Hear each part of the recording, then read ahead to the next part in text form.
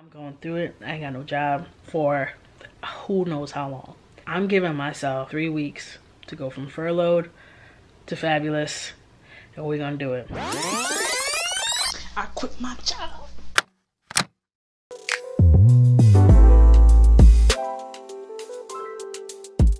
Hey girl, and welcome back to my channel. If this is your first time finding me, hello, my name is Andrea. I'm an artist and full-time entrepreneur, and I create content to inspire, educate, and motivate girls like you. If you learn a tip, trick, or you just like the way I beat my face today, leave a comment down below. Thumbs up this video and share it with a friend. Guys, if you hear my son or my husband in the background, that's because they live here. This ain't Universal Studios, child.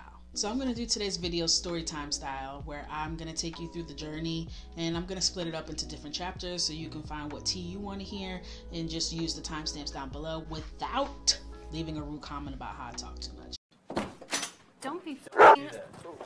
Are you kidding me? Just do what you got to do and get the hell on. But if you want to hear more about how I quit my 9-to-5, 6-figure salary, benefits, 401k, to be a full-time artist / entrepreneur working from home, living her best life, carefree,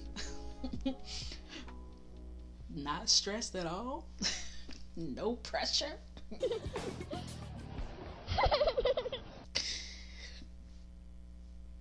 Then stay tuned.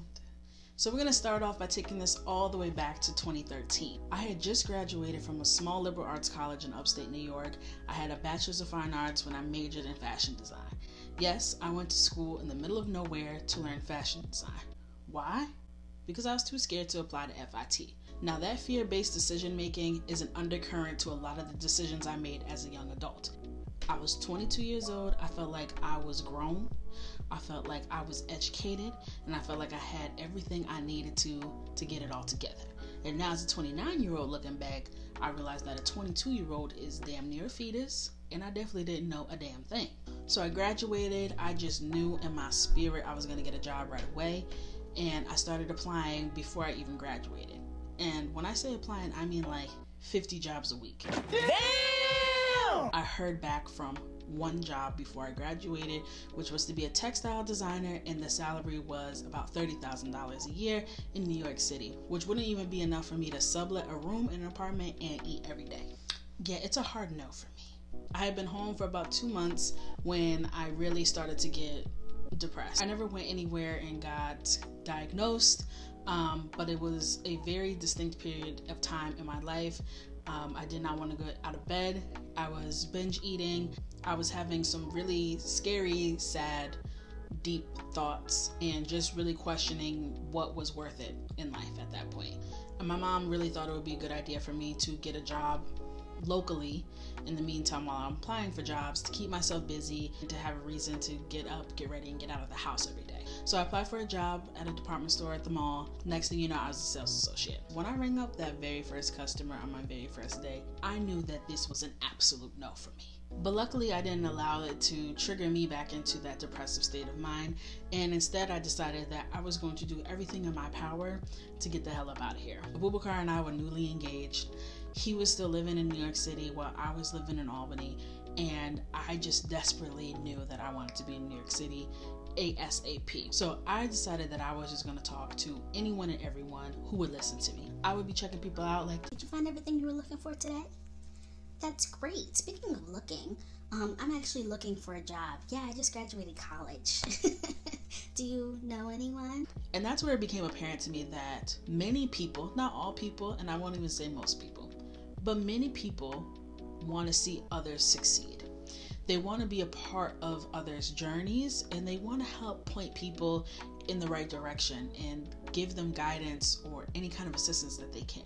A lot of people do, but when we keep things to ourselves, when we let the fear of people seeing us try really hard, fear of being judged, being rejected, we limit our possibilities because we're not giving it all we have, because we're so focused on keeping it to ourselves that we're blocking our own progress. So one day at a morning rally, the store manager had congratulated this girl, Christy. It's like I feel like her name was Christy, but I'm also 99% sure that her name in fact was not Christy. You know what I'm saying? But we gonna call her Christy. So Christy was being congratulated by the store manager for graduating the executive development program for management. She was gonna become the assistant store manager for another location. So I heard the word executive and I was like, did somebody say shmoney? So I approached her after the rally and was like, congratulations girl, but what is the executive development program?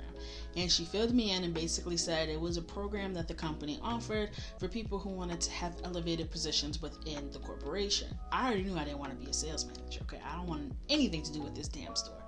But then she said they also have options for buying and planning. I was like, buying? Now, for those of you who are not familiar with like the fashion industry and the different positions there are within corporate, when you go to a store and you see all the stuff that the store has to offer, the store had to buy those items from a wholesale retailer in order to be able to sell them to you. And the person who buys the stuff for the company to sell to the customers is called a buyer. She was kind enough to give me her HR connections information, and I went home that night and I emailed her my resume and my cover letter. Mind you, I had been at this company for 2 whole months and I was already looking for a way to get into the executive program. The woman got back to me the next day and told me that this was a program that they offered specifically for college graduates who had over 3.2 GPA, and if I met that requirement that I could submit an application and she would forward it along to her partner who works on that part of the company. So I said, cool, great. I am a college graduate and I got over a 3.2 GPA, so I definitely will be applying. The process of interviewing for this program was extensive, and it took over 6 months for me to finish all of the interviews. I got flued out, put in a hotel, everything. Had interviews that were days long, group interviews, solo interviews, cognitive interviews, behavioral interviews, like interviews on interviews. And finally, I got my call back. This was the beginning of my career. I was about to live in New York City with my fiance and start my career as a buyer. For the first few years in corporate, I was in love. I didn't think that jobs like this existed where I could be so happy. I thought I was going to go out there and be at fashion shows and getting flued out in Paris eating baguettes, and that was not at all what it was. I was actually placed in the home department. I was in charge of buying vacuum cleaners and storage and organization bins, and I loved it. As time went on though, I realized that being a buyer was really mathematical. It was problem solving, it was technical, it was mathematical, but it wasn't creative enough. And I started to get that itch, that creative itch that buying just couldn't scratch. So when it was time for me to get promoted to my associate buyer level, I had a conversation with my buyer and said, I think that I want to actually go into the design department. Now, because this company is huge and is pretty well vertically integrated, they had areas of fashion design, photography, styling, all within the company. So it wouldn't have been a big deal for me to just transfer over to the design area. And that way I wouldn't have to leave the company and start my reputation from scratch. She was 100% supportive of that idea and connected me with HR so that I could shadow a designer over in that area. I shadowed. I was like, yes, this is exactly what I need right now at this point in my career. So my HR representative set me up with the design team's HR team for what wasn't an interview, more of like a meet and greet. I arrived, I was waiting in the lobby, and when this woman came out to get me, she saw me, she looked me up and down, and immediately had decided I wasn't a good fit. Now, just to give you a little context, I am 5'1.5". I am of the melanated complexion. I'm black. You're what? And I'm a triple thick chocolate milkshake, okay?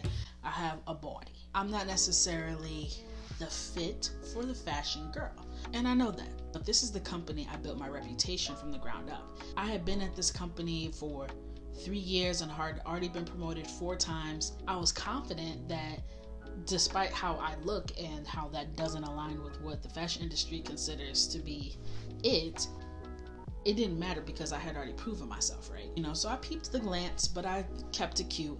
And we went into her office, and basically she was just very cold. She really didn't give a damn what I was talking about.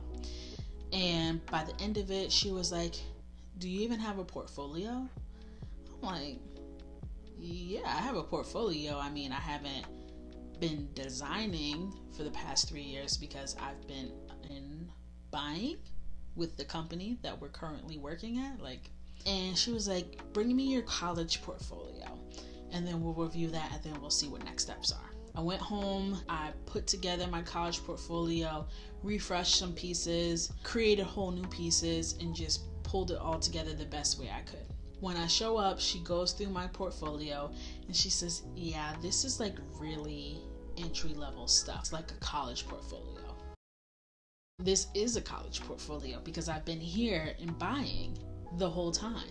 So you asked me to bring my college portfolio, so the fact that it looks like a college portfolio makes perfect sense to me. So once I proved that that didn't make any sense, she was like, you would have to come in as an assistant. And I'm like, yeah, that's totally fine. I want to start from the bottom. In fact, I would go through the executive development program again. And I was totally willing to do that because I knew if I didn't change paths soon, that opportunity was going to be gone. So what the conversation ended with was I couldn't come in as an assistant level because I made too much as an assistant buyer to convert my position into an assistant designer. But I also couldn't come in as an associate designer, which is what aligned with my salary, because I didn't have the design experience to fill that level of position. So there was nothing she could do to help me, even if I was willing to take a pay cut, which I 100% was. She ended the conversation with, I hope I'm not crushing your dreams, and the grossest, creepiest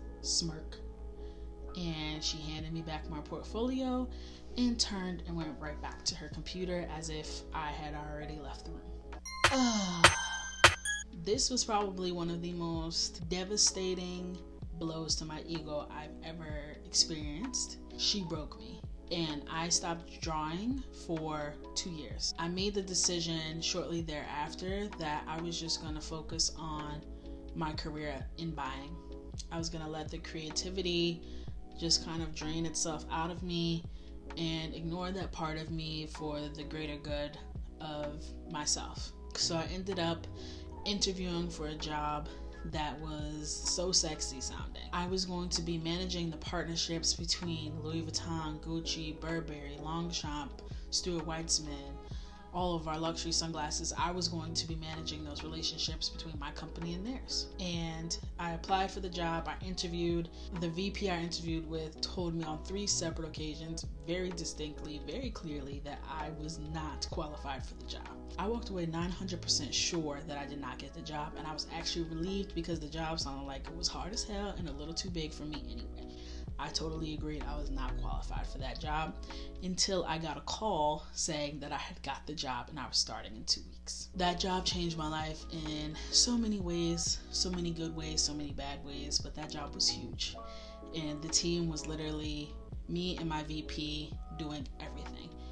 And with time, that really wore me down. I was very, very unhappy. And it was really kind of solidifying all of those concerns I had about staying and buying from the first place, because I was exhausted, I was drained, I was completely depleted of all of my energy. I was not pouring back into my own cup. And just to really paint the picture for you, I would literally walk up to my VP's desk and just burst into tears without saying one word. And she wasn't much of a crier, so I don't know if she was crying internally, but she had to be because we were stressed. So I decided that I wanted to have a baby. It was really because I wanted joy. I wanted to feel joy again. I wanted something to look forward to. I wanted someone to take care of, someone who needed me, and having a baby did all of those things. It's the best decision I've ever made. I stand by the reason why I made that decision, and now I have the most intelligent, beautiful, kind-hearted little kid who literally lights up my entire life. And I got 4 months of maternity leave, girl. And during the time of maternity leave, it really showed me that there is a direct relationship between how much I interacted with my job and how happy I was. The less I worked, the happier I was. The more I worked, the sadder I was. It was very clear because during those 4 months, I was so happy. And I was still working. I was doing YouTube. I did Vlogmas. I was putting in work. But it felt so different to me. And I realized this is what I want. I want to do my own thing. I want to be able to explore creative outlets and kind of work with my own energy and time and not be on someone else's clock. I didn't want that for myself. So So much so that the last 4 weeks of my maternity leave, I was so anxious at the thought of going back to work, at the thought of leaving my son, even though my husband got 2 months of leave and he was going to be taking over when I went back to work. It felt like I was supposed to be here and I didn't want to go back. Before we move on to the next section, because this video is more about how I quit my job, I talked more about kind of the negative experiences I had, but I met some of my favorite people on this earth at that job. I had so many people. All of my past bosses were so helpful in moving me along. I've always been protected, always had people take me under their wing and show me the way, and I've met some people that I will never, ever, ever lose touch with. So I do want to say that it was not all bad by all means, but it just was not for me.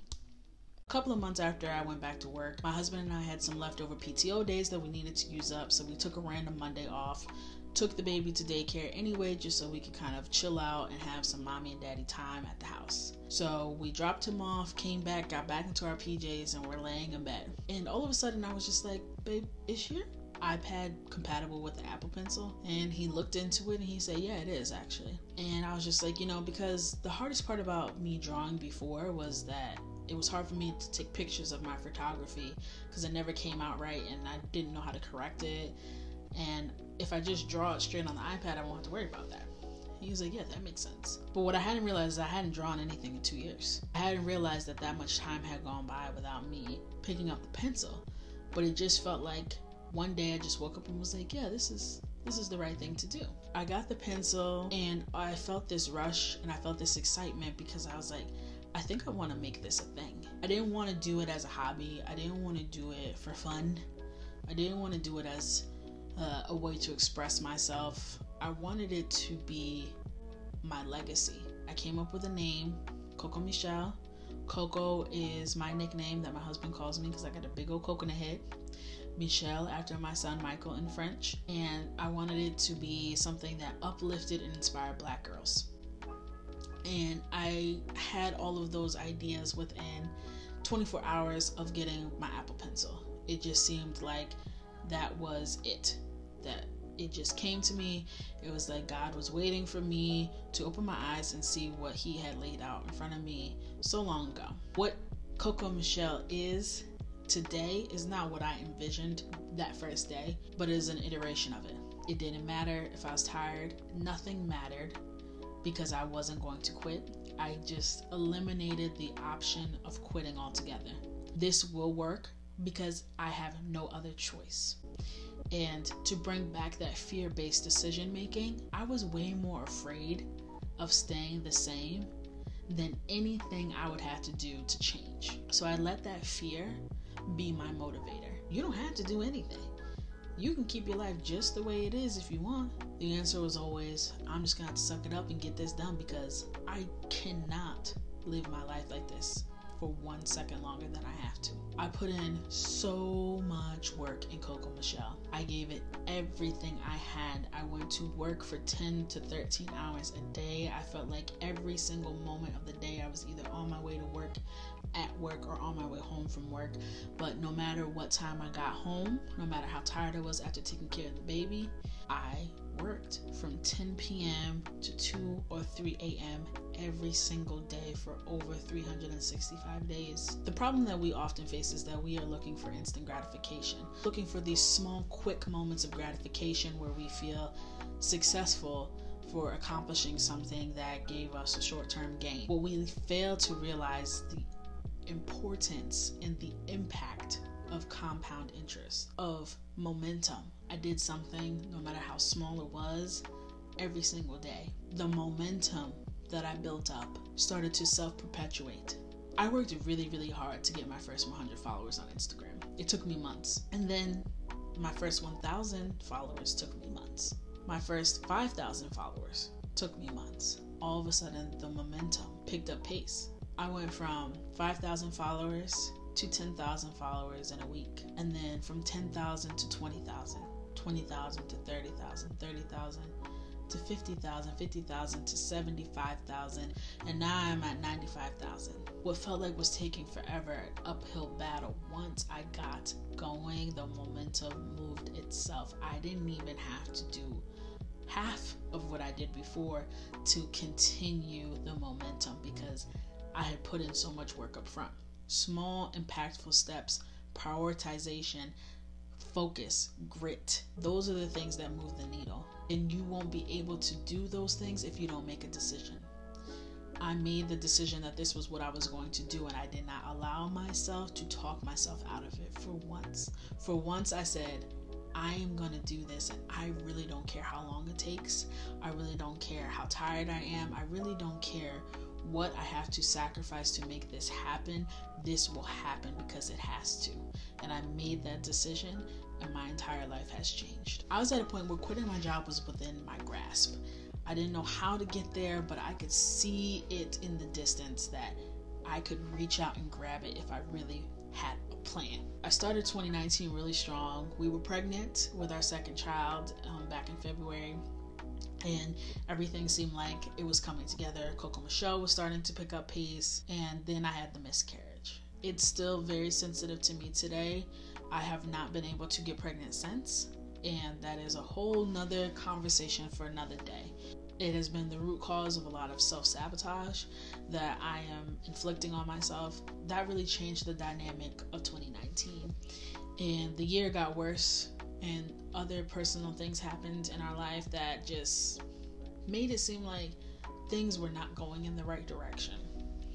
And we started to really figure out that life is so short that happiness is not optional.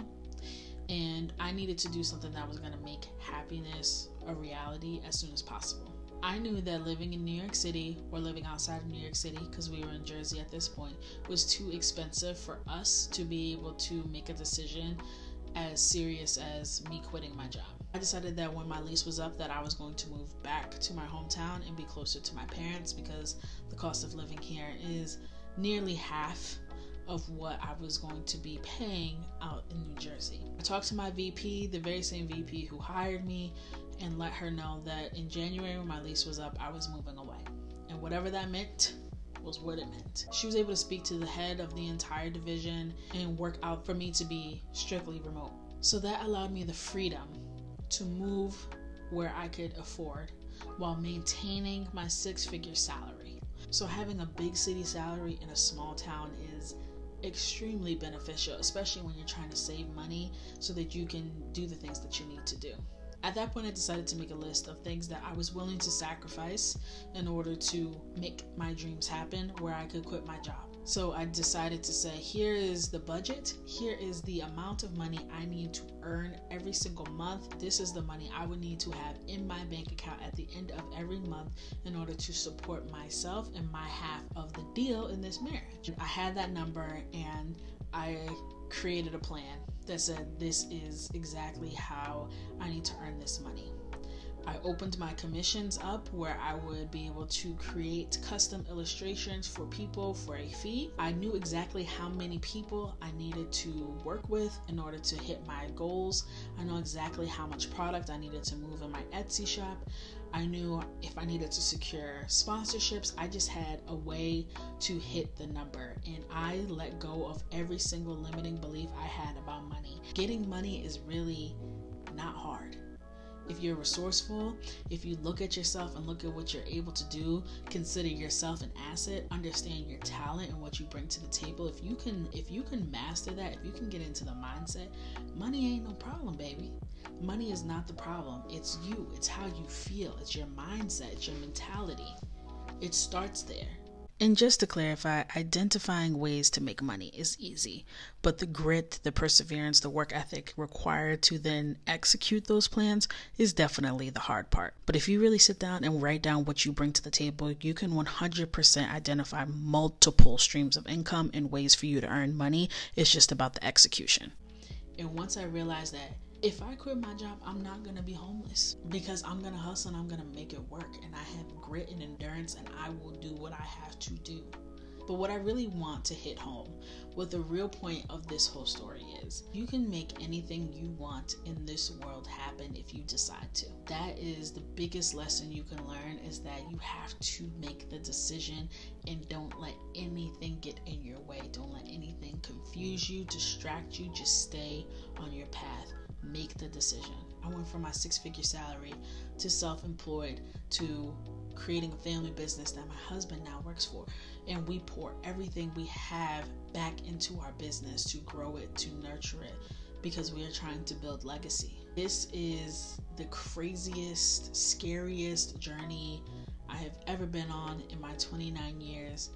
I am constantly having panic attacks, anxiety. I can't sleep. I can't stop my mind from going 1,000,000 miles per hour. And it is chaos, but it is my chaos.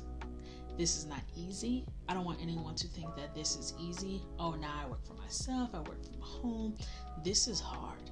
And with COVID, my son is home all day. So I am juggling being a mother, a wife, a daughter, while being an artist and a businesswoman, which are two very different jobs in and of itself. This is not for everyone, but if it is you, if this speaks to you, if this resonates with you, then you know who you are. And all you have to do is make the choice. But if you don't decide, you're not going to see the clues. So I hope that me sharing my story and telling you all the ins and outs and all the details in this video being long as hell, I hope that that helps you identify what are the limiting beliefs that you have. What are your dreams? What are your priorities? What are the things you're willing to sacrifice to make your dreams happen? I definitely want to talk more about all the things I learned my 7 years working in corporate retail and how that has been beyond beneficial to the growth of my business and how I've been able to so rapidly grow and be able to start my business and quit within 1.5 years. I want to share all of that with you, but I really wanted to take a moment and hopefully inspire someone who is on the fence. Thank you so much for sitting here. If you made it to this point in the video, I definitely want you to drop a black heart in the comments, and I really appreciate you guys listening to this. And I'm sending you all the vibes, the feels, and the shmoney, and I hope that all of your dreams come true. Until next time.